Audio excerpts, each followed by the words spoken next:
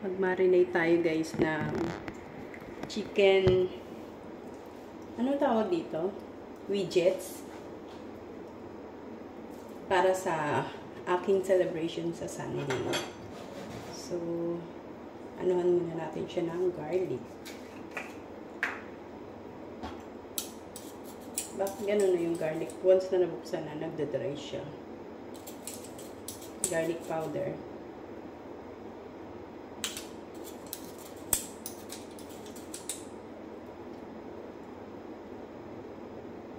Ibe-bake ko to. And then, lagyan natin ng dill leaf. Pwede din kayong gumamit ng fresh dill. Mas maganda pag fresh dill.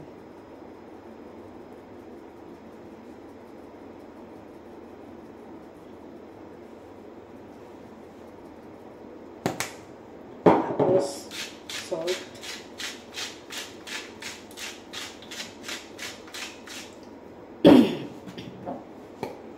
Tapos, paprika. Paprika pampakulay. Chili powder. Pwede kang gumamit ng chili flakes. Ito naman, paminta. Damihan natin ng paminta. Masarap marami paminta sa beef. Pag nagbe-bake ako nito, ginadamihan ko ng paminta. Kasi, masarap kapag maraming paminta. Then, kung wala kayong chili powder, chili flakes, medyo tansyahan nyo lang kasi maangang to. So, konti lang nilagay ko. And then, yung ating mayonnaise.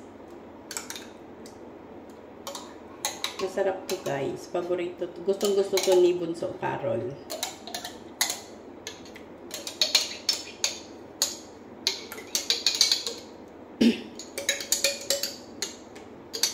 So, nakaluto na ako ng paksiw na bangos. Bumili ako ng 4 na malalaking bangos. Yung 3, pinaksiw ko. Yung isa, balak kong gawing, lalagyan ko ng yung palaman sa loob. Yung sibuyas, kamatis, luya, gano'n. Tapos, i-bake ko siya.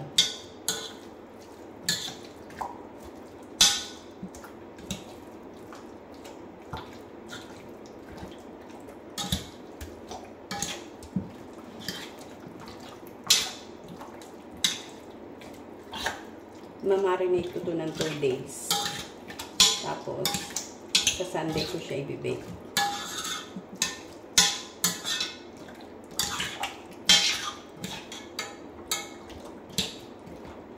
Parang kulang yung paprika.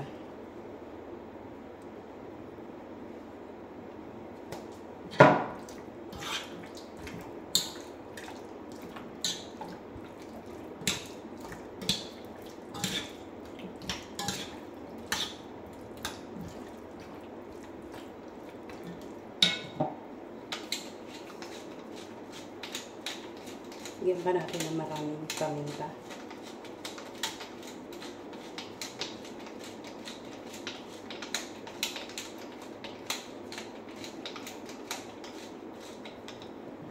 Mahigit 2 kilo to. So, tansyahin nyo na lang.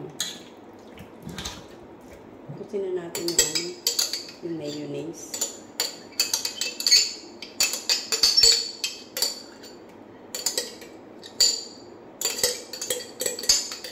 Okay na yan.